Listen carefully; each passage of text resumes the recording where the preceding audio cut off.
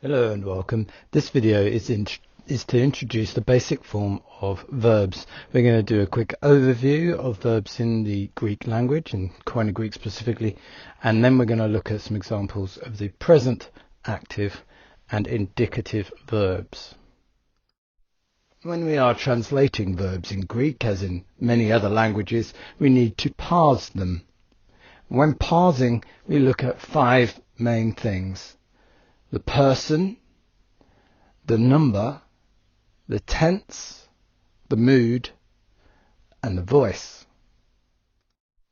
In terms of person and number, we have things from the perspective of whether they are first, second, or third person. So the first person is from our own perspective. The second perspective is you, as in a second person in the sentence. And the third person is he or she, it or they. So we have, in the singular form, we have I or me, you for the second person singular, he, she or it for the third person singular. And in the plural, we have we, or maybe us, in the first person's plural, you plural for second person, and that might be, in some regions of England, that's pronounced yous or ye if it's a plural of the second person, and they is the third person plural.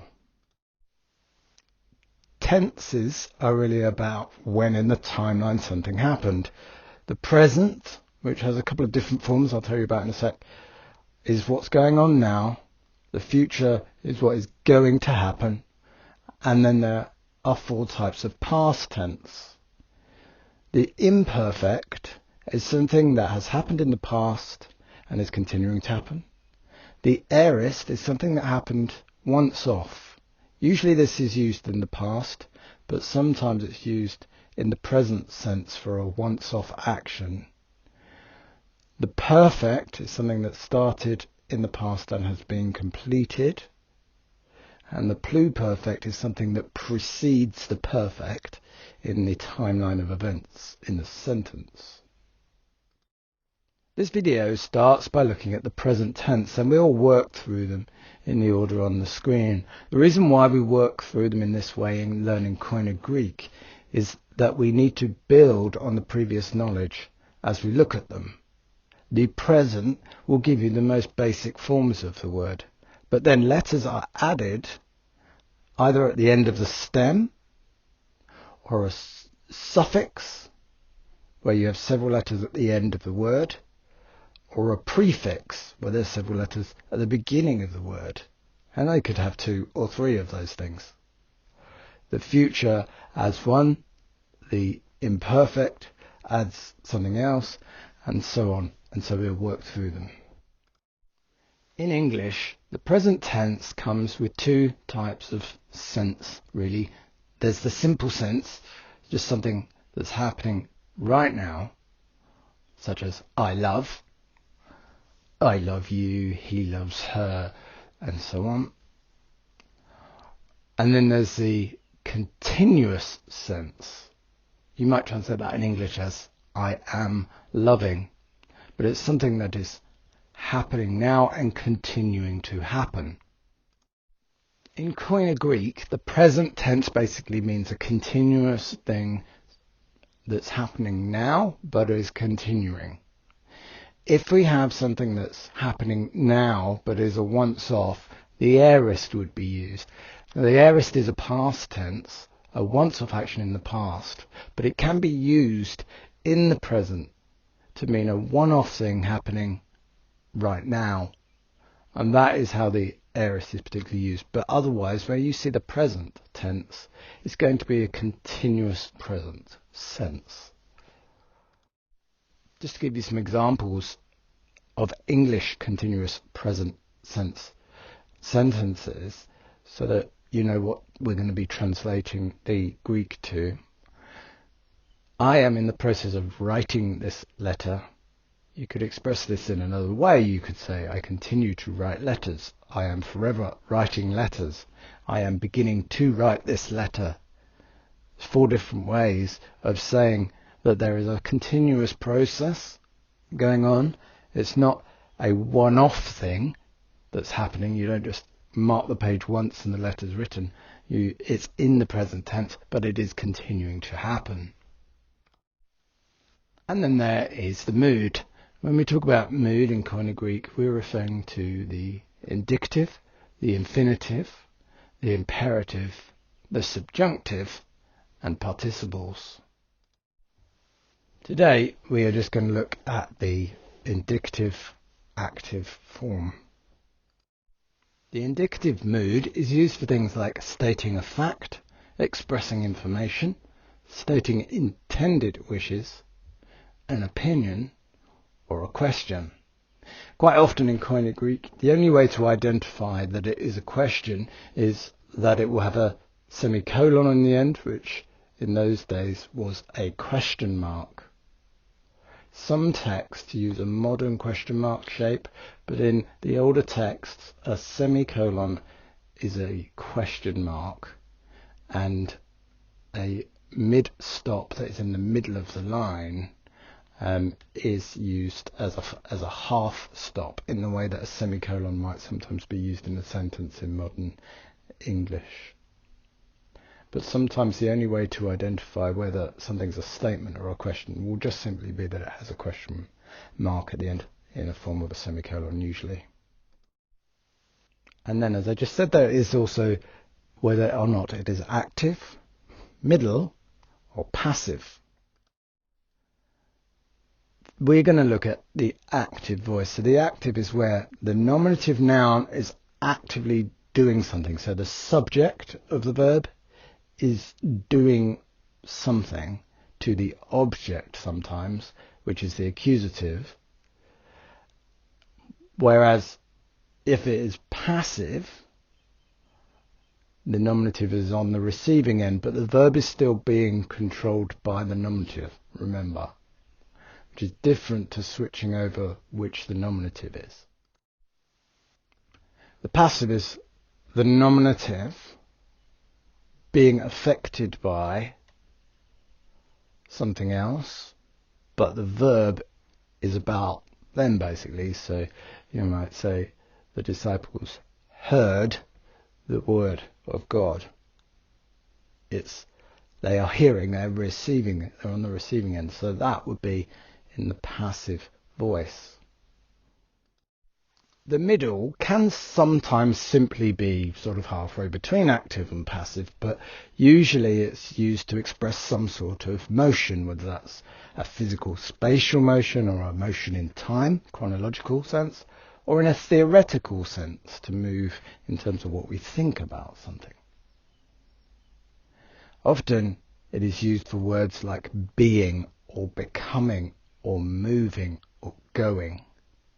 Some verbs only appear in the middle voice, and they are called deponents. Now in English, it's often not very clear when the nominative is passive, and it's almost never clear when it is in the middle. We've really lost the sense of these. They were more present in Old English, but they're not so present in modern English. So when we translate the Bible, one of the things you can often really get something extra from is from understanding middle and passive voices. It might be quite difficult to convey that into English when you translate it, and you might have to explain it a bit more.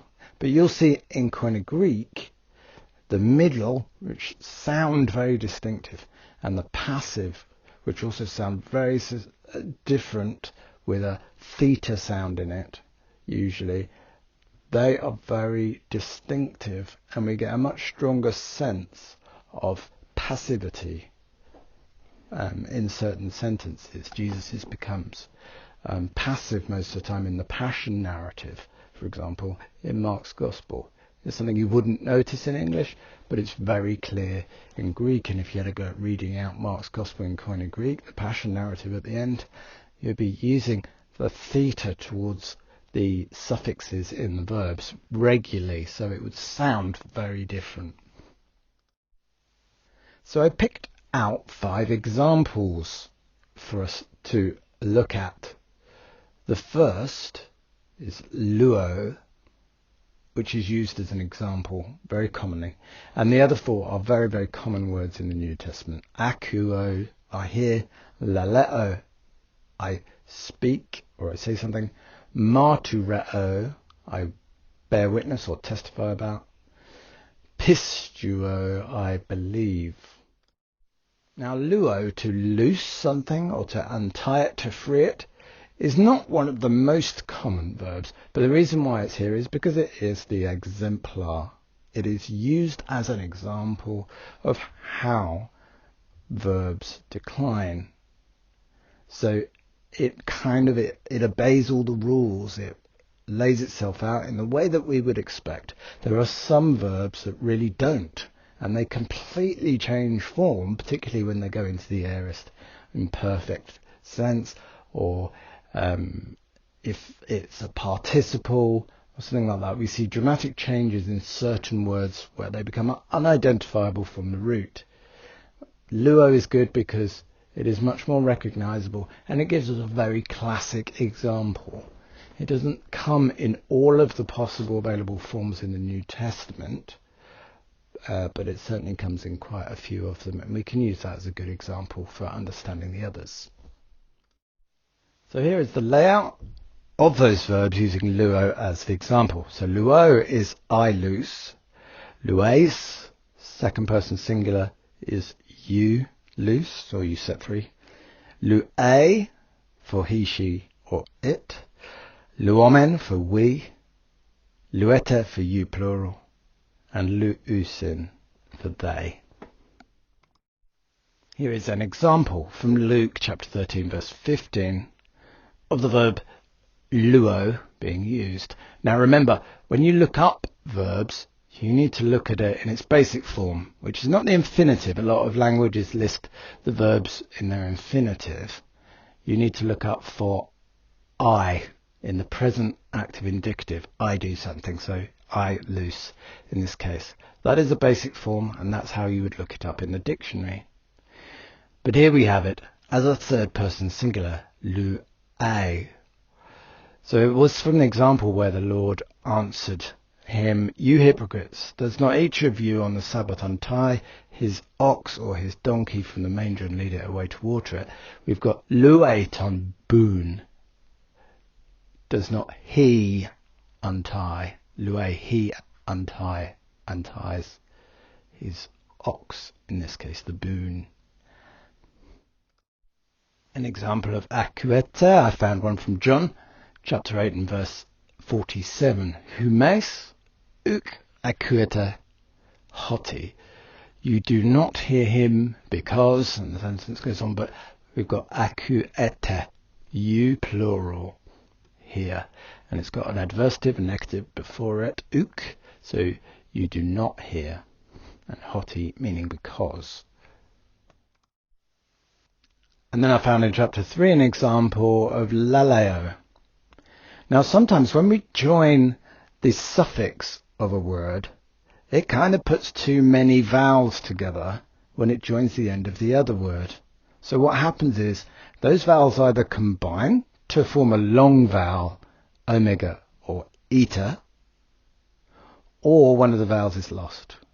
In this case, one is lost. So the stem is lale, and o is the suffix. Well, omen is going on to the epsilon, so we end up with several vowels in a row, and what happens is that epsilon drops out and a circumflex is put over to show you that a contraction has happened. Now circumflexes are sometimes used in other ways, but the most common use of the circumflex is because there's a contraction that has happened. This isn't the only reason why a contraction happens, but usually it's where a prefix or a suffix is coming on to the word and something has been pushed out in that process. So here we have laleo, to speak. I say to you that what we know we speak of. So on screen I've got ho oidemen, we know, lalumen, we speak. So lalumen, first person plural of laleo. Example of the verb to bear witness, I bear witness, martyrio, is in John chapter 3. I've picked this one out, and verse 28. You are my witnesses that I said. Humes, moi martyrete, hoti apon. Again, we've got a circumflex in the suffix because of a contraction has occurred. But martyrete is for you, plural of the verb I bear witness. Pistuo, the verb I believe. Here's an example in John 16 verse 30. En tuto pistuomen hoti apo theu excelsis. In this we believe that you came from God. First person plural of pistuo. So let's just look over those again. You might want to pause the video here as I ask each question, and then I'll bring up the answer.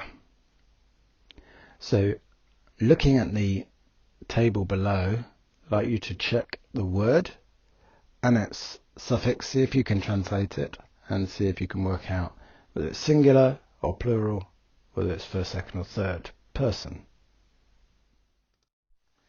Here we have luomen, we loose or we untie, so it is a first person plural.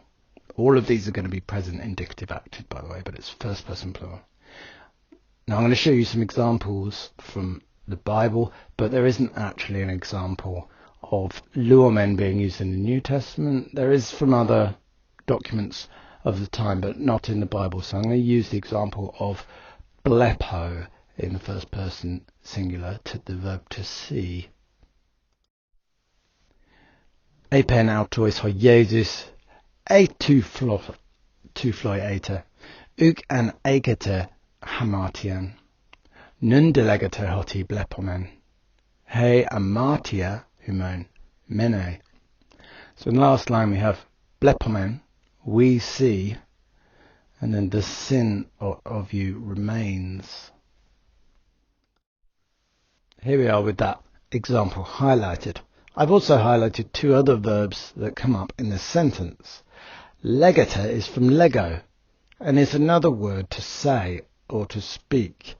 Lego is usually translated as say. Laleo is often translated as to speak, but they're basically synonyms, and John tends to use synonyms pretty interchangeably in all of his work. So there's not a big difference between lego and laleo, but here is the verb lego. So it is you plural say. And meno, as I mentioned in the last video, is the verb to remain, and again that's quite a common one. Here's an example of it in the third person singular. And by the way, just so you know what we're going to look forward to, one of the things we're going to look forward to after this video is to look at the past tenses. And here's an example of the aorist. It's a third person singular. It is actually, apen is actually an aorist version of the same verb lego, but it looks completely different.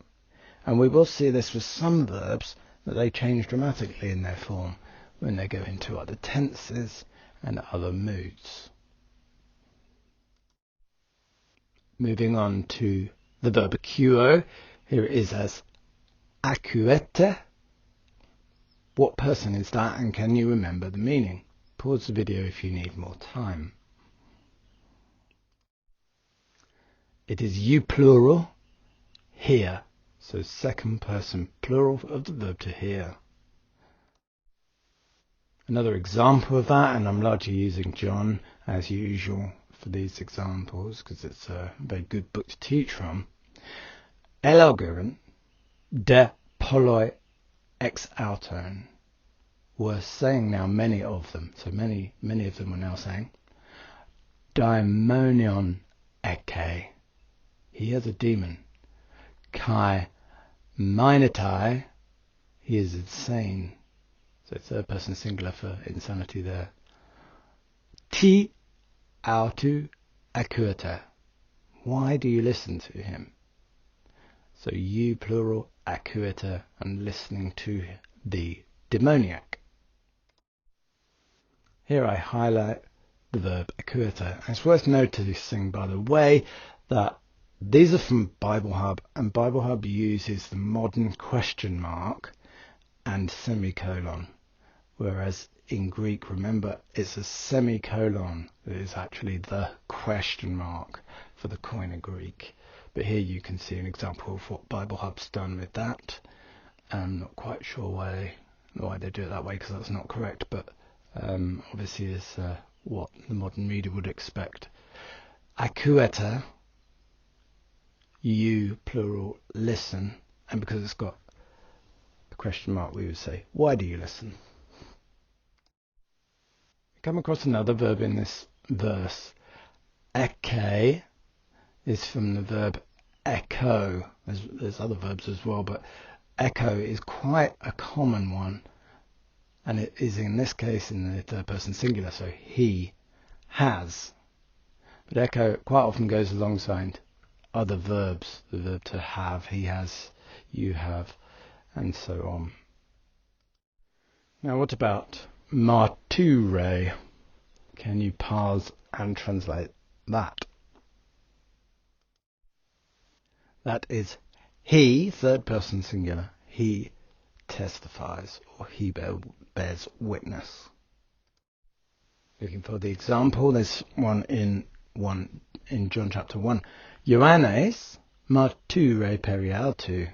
John witnesses concerning him, or sometimes it's translated as John testifies about him.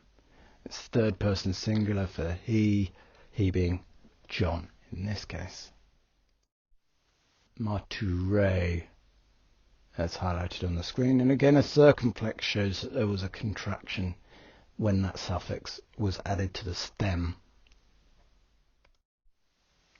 Lalusin is the next example. If you look at the versions of luo below, which one is that? Again, pause the video if you need a bit of time. And can you translate it as well? Lalusin means they speak. Third person plural of laleo.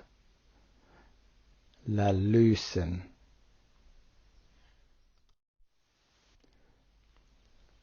They of the world are. Autoi ek to cosmo asin. There we have a circumflex used on to because it is a genitive. That's another reason why circumflexes get used. Second line. Dia tuto ek to cosmo lalusin. Because they are of this world, they speak. And the third line. Kai ho cosmos auto acue. And the world listens to them. So for the example of lalusin in 1 John chapter 4, we look in the second line. Here again we have a circumflex because there's been a contraction when the suffix was added to the stem. This is third person plural in 1 John chapter 4. There's some other verbs in that sentence it's worth noticing. Acue, the third person singular of acuo, he listens to, or it listens to, in this case it being the world. Then we have pistuo. Can you remember the translation of this and what person and number? That is I believe, first person singular. Hod de efe pistuo, and he was saying I believe. Kuri, Lord. Kai prosekuneste auto. The pistuo on the first line there, I believe first person singular. In the second line we have prosekuneisen, which we get the word to prostrate ourselves from, that it means he worshipped. There's also a vocative here. We don't see a lot of those, so I just point that out. Kyrie, which goes into Latin as Kyrie, is here to address the Lord. The next example, lales, again with a circumflex to signify a contraction. And that means you speak, second person singular. Here is an example of the verb laleo, laleis. So it's asking, ti laleis metautes, why do you speak with her? Now just above that, we also have a second person singular verb, zeteo, becoming zetes. Again, a contraction has happened in there. That's the verb to seek, I seek, you seek. That's also used quite commonly. And also, in this verse, we have an imperfect of laleo, and that is elale. Just point this out because it's a good example. The epsilon goes on the front, a prefix, to tell us it's gone into the past tense. And all past tense indicative verbs get an additional epsilon.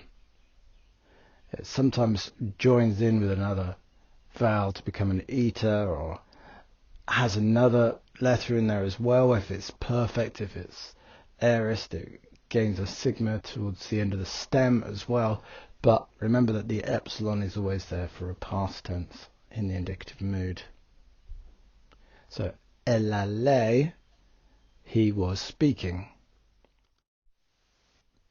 So those were the verbs. That is the present indicative. A little look at those.